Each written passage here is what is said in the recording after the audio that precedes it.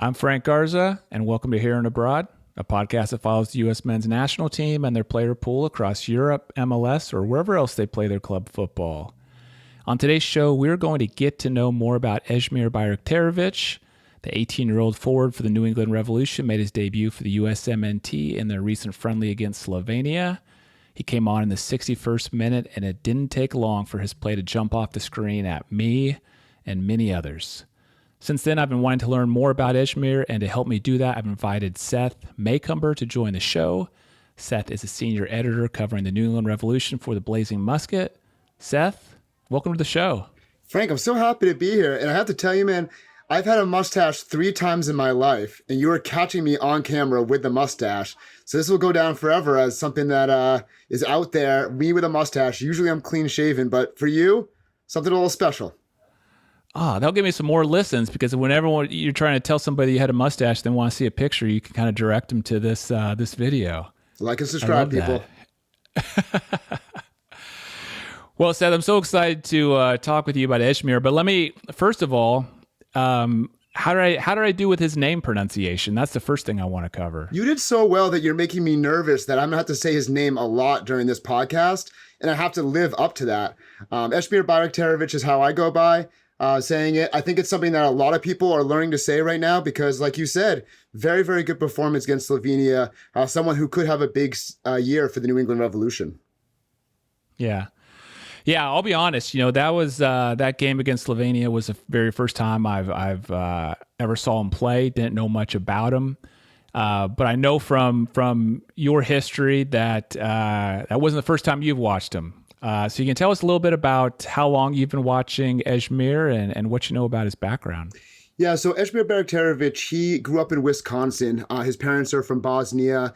They fled from Bosnia during the war, went to Switzerland for some time, and ultimately ended up in the United States, living in Wisconsin. As a young player, he was very talented, but he found himself in an odd spot because he was between Minnesota United and the Chicago Fire.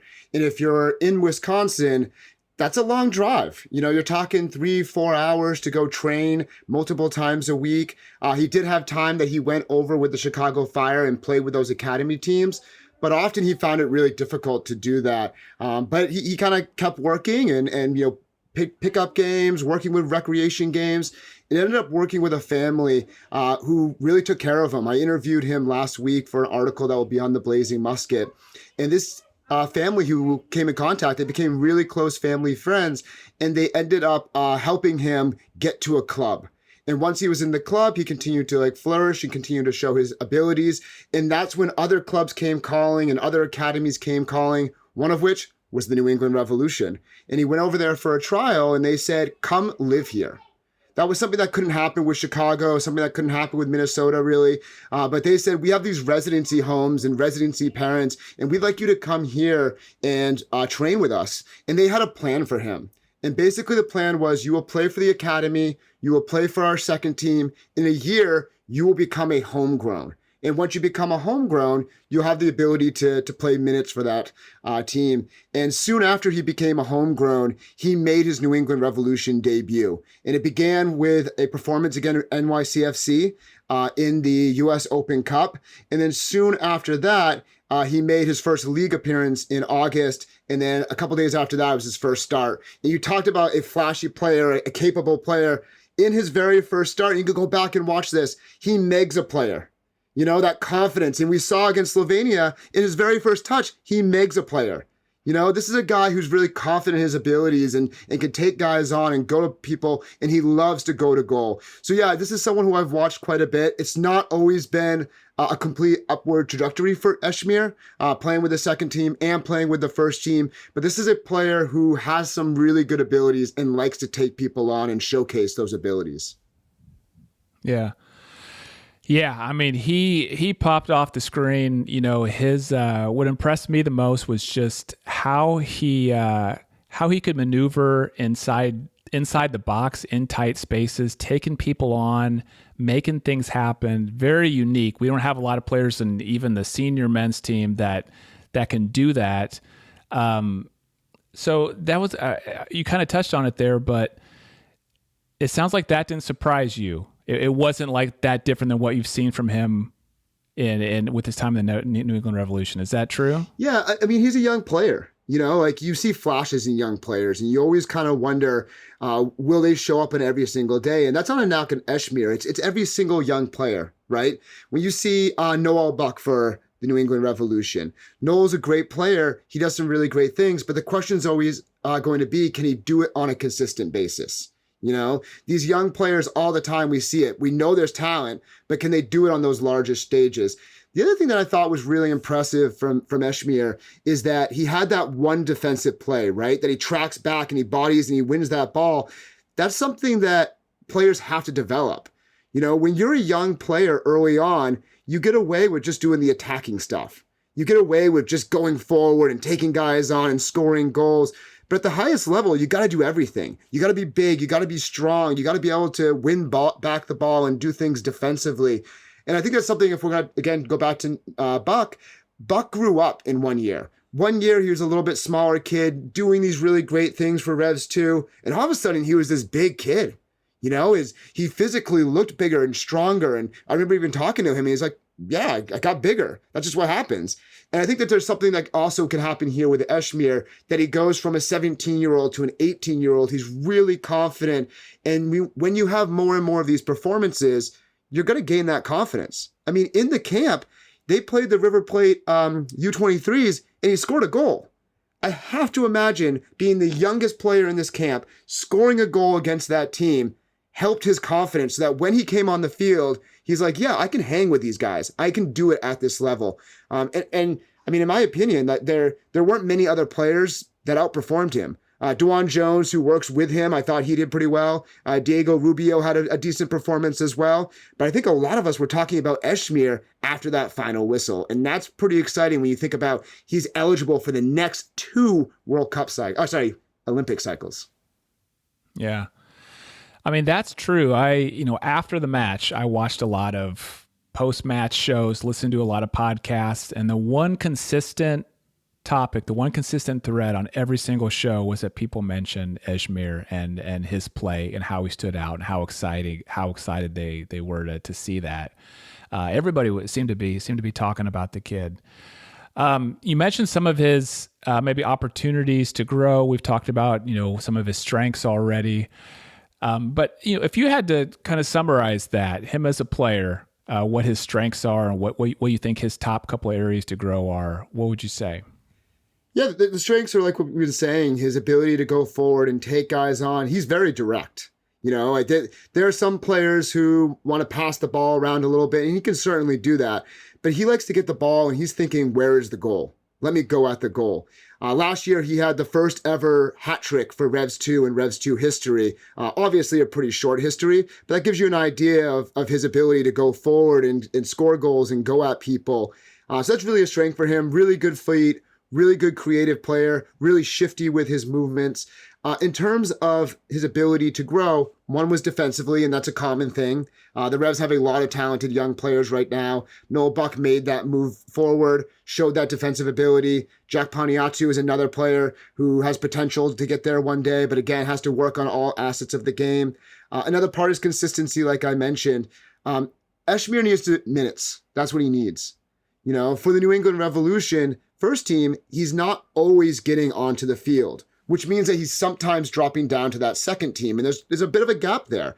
That second team is good for development. For some players, it's an opportunity to get on the field and work within the system and the coaches. But for Esmir, he's kind of shown that he's more that MLS quality player. And right now, he has that ability to potentially take that spot. Dylan Barrero is a very talented player for the Revs, but he's out right now with an ACL injury. So there's really a vacancy on that flank for a player. Nacho Heel is someone who has experience. He has the ability to slot in there. So he's a competition. Ima Boateng, another experienced guy, knows Caleb Porter really well. He can play there. But I think that Esmir Bajraktarevic is a player that you should keep an eye on. And if he can get those moments and get those confidence and get those 60, 70, 80, 90-minute performances on a regular basis, that would be so huge for his confidence and so huge for his development. So that's really important that he gets on the field more and more during these formative years. Looking at the Rev season, coming up here, I mean, do you expect him to be regularly on the first team and contributing, or do you expect him to be going back to the second team? I mean, what's the expectations for him, coming up this season? It's tough to say, right? I mean, there's a new coach in Caleb Porter that's coming in. We haven't seen any preseason games at this point because they haven't been streamed. So we don't know exactly how things look. I can tell you the most recent preseason game, Esmir was in that starting 11 to begin. Now, obviously, the Revs are dealing with some injuries right now. There's guys that they're shuffling around. They're still thinking about certain players.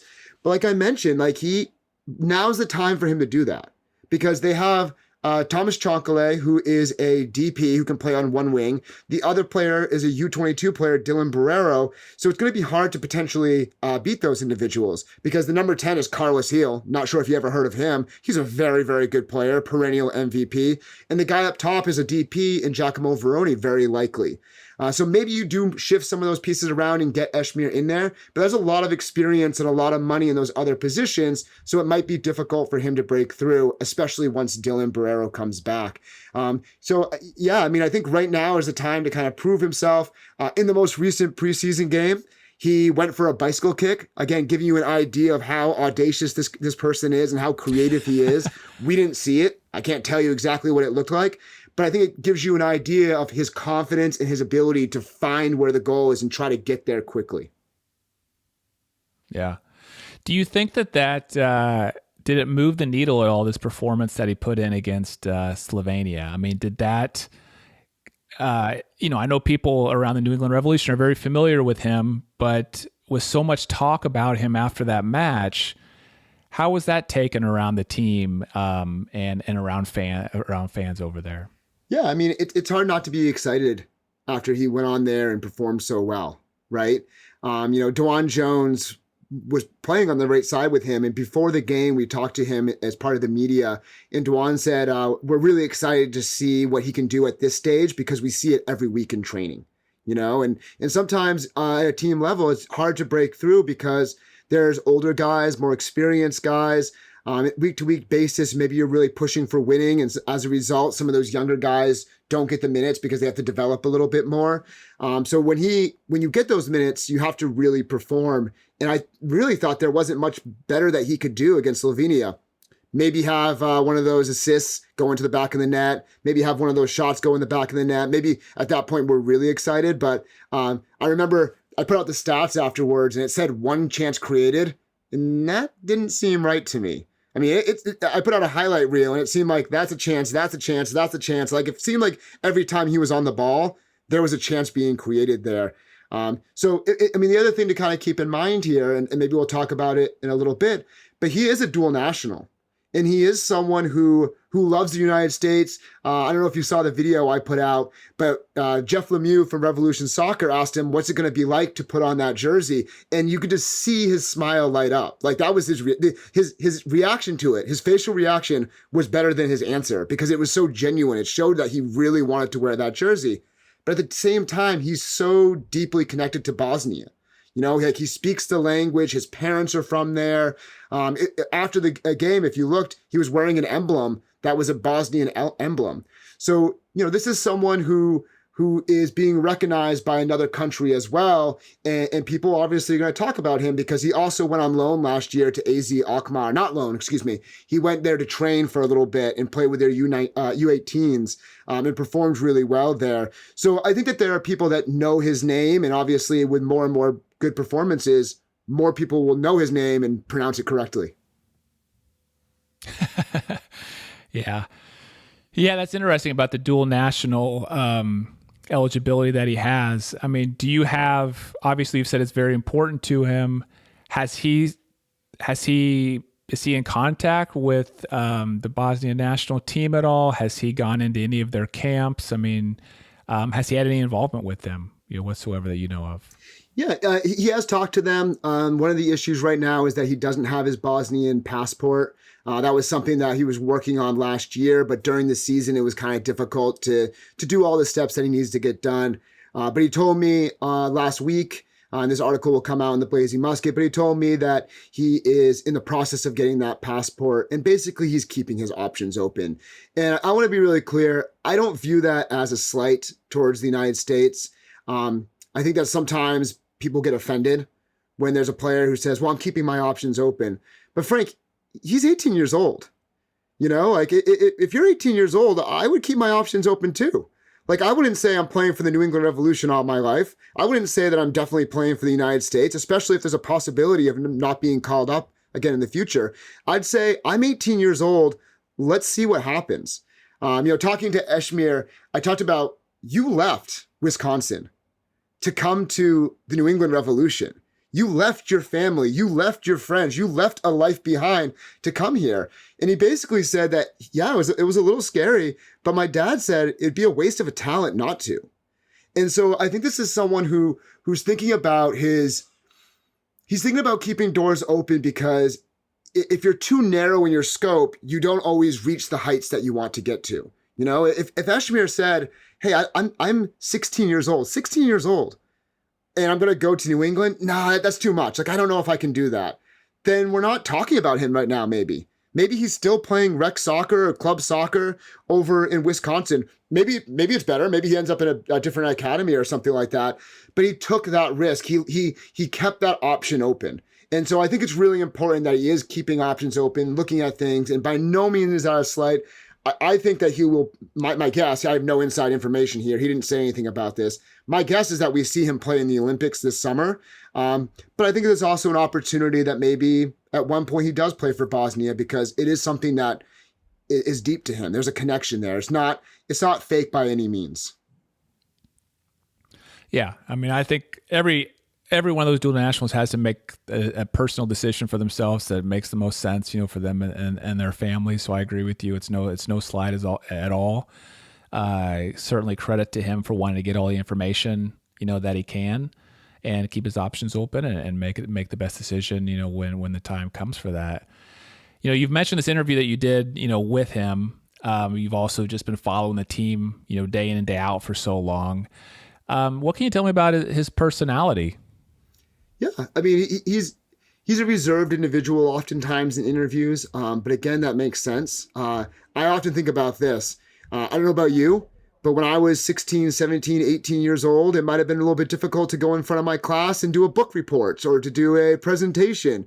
And now he's 16, 17, 18 years old, and we're putting microphones in front of him with the understanding that someone's going to analyze every single word that he says. Like if he says something even remotely incorrect, or it comes out the wrong way, people start to question it. And that's why I said that idea of like, hey, he's a dual national, he's keeping his options open. Some people might look at that and say, okay, that's a situation where he's slighting the United States. No, it's just him saying, I'm young and I don't want to commit to anything right now. Let's see how things unfold. Let's see what happens. And I think that's a really smart thing for him to do.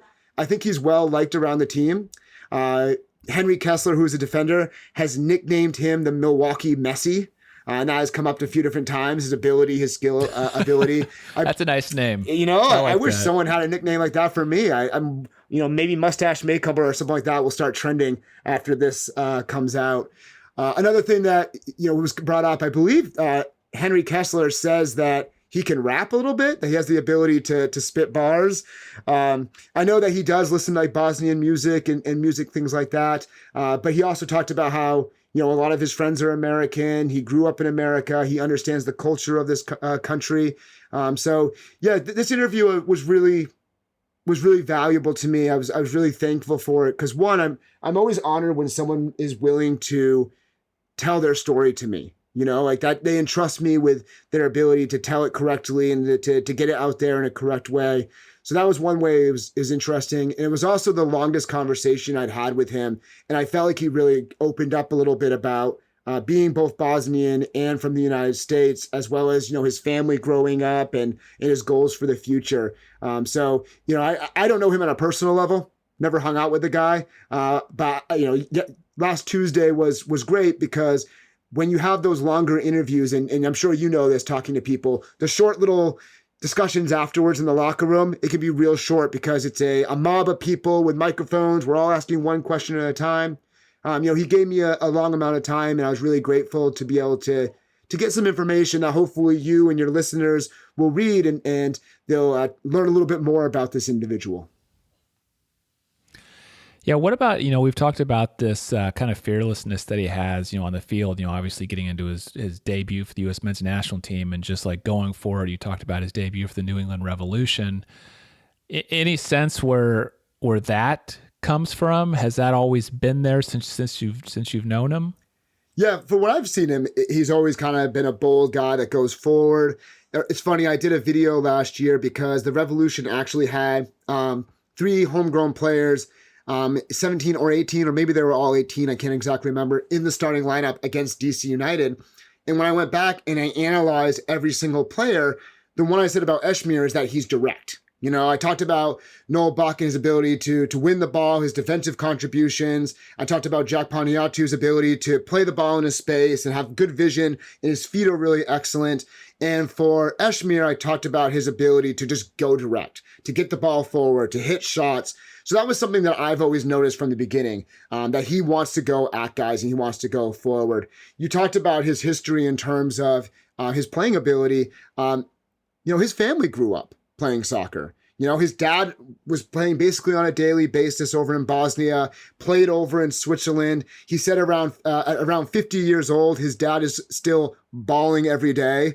He talks about his mom sometimes joined in and played soccer growing up. His brother had a brief stint playing professional soccer. His sister played, soccer as well, and I believe she's coaching right now. So it's a family who's always loved soccer and who's always, been on the soccer field. And, just as well as I do, when you blog a lot of minutes, you gain a lot of confidence and you start to do stuff more and more. I can imagine in Wisconsin, he was probably sometimes, and I don't know this part, but I'm sure he was playing up sometimes and, learning some things and gaining some confidence. And he was just looking for the ability to do that. And hopefully he continues to find time to do that on the field. Yeah. Yeah, that's great to hear. Thinking about his future a little bit, a lot of times a young player like this comes in, makes an impact. And I know he still has to maybe translate into some steady performances, in MLS and stand out, throughout the regular season on a game-to-game basis there. But, a lot of times young players like this, it's not long before they start to want to head to Europe. European teams start to take an interest. Has there been any talk of that with Esmir at all, a potential move to Europe or any interest from them? Yeah, like I said, he went overseas last year and did a training stint with AZ Alkmaar.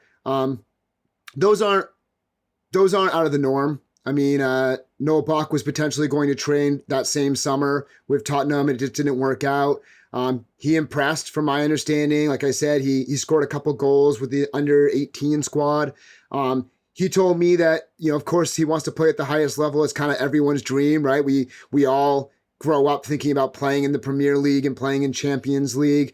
But I think the thing to understand about him, and this came out with my interview, is I think he's grounded. I think that he's someone who wants to cherish every moment and to not take anything for granted. And that doesn't mean he's going to sell himself short.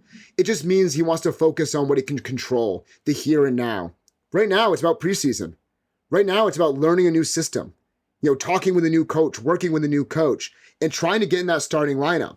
So, yeah, is he thinking about hopefully one day playing in Europe? Sure. But I'm not sure if it's at that spot yet, right? Like, I think for him, it's more about that here and now, like starting the season well, hopefully being in the starting lineup, contributing some way, and, goals and assists and maybe one day trophies, the things that any soccer player wants. Yeah, that makes sense. Well, Seth, thank you so much for joining the show. I'll make sure and put links in the show notes to your X account, which is at SethMan31, and also to your work at the Blazing Musket. Before I let you go, anything else you'd like to share about Esmir or the Revolution or really anything else? No, I mean, you asked some great questions. I think you got some information out of me.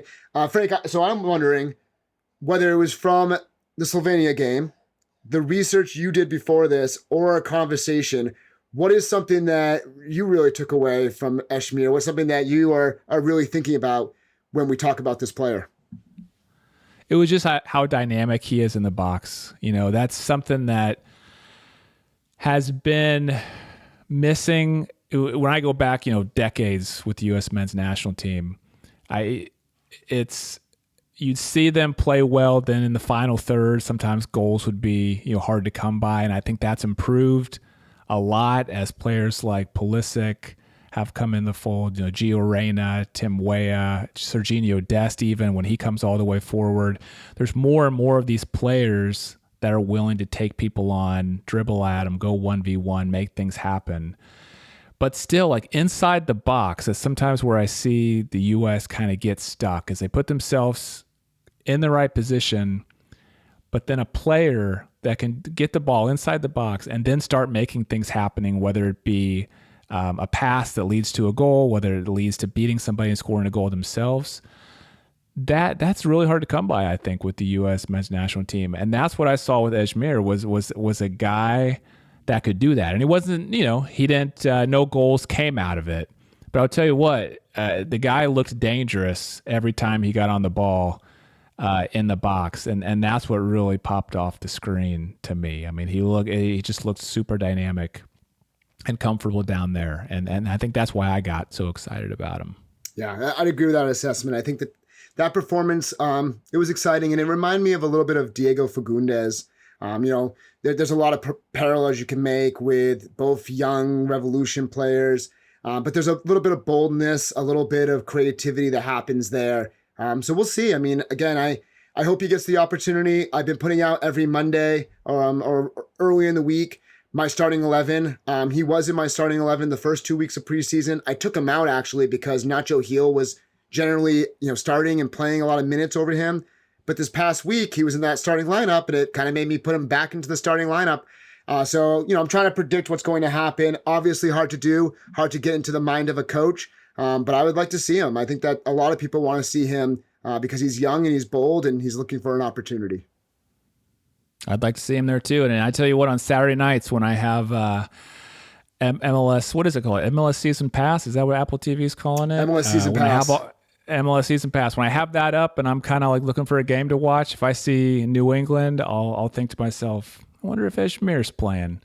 And I'll click on over. I mean, he's not the only Revs player. I really like DeJuan Jones as well. So a lot of great players, but I'm just saying he captured my attention, and I definitely want to see him play for the Revs this season. Fair enough. I think a lot of people are on that same wavelength. Thank you so much, Seth. Yeah, real pleasure. Thank you so much. And thanks to everyone for listening to Here and Abroad. If you enjoyed the episode, please share it with a fellow USMNT fan. I'm Frank Garza. You can follow me on X at FrankGarza007, and I'll be back next week with a new episode.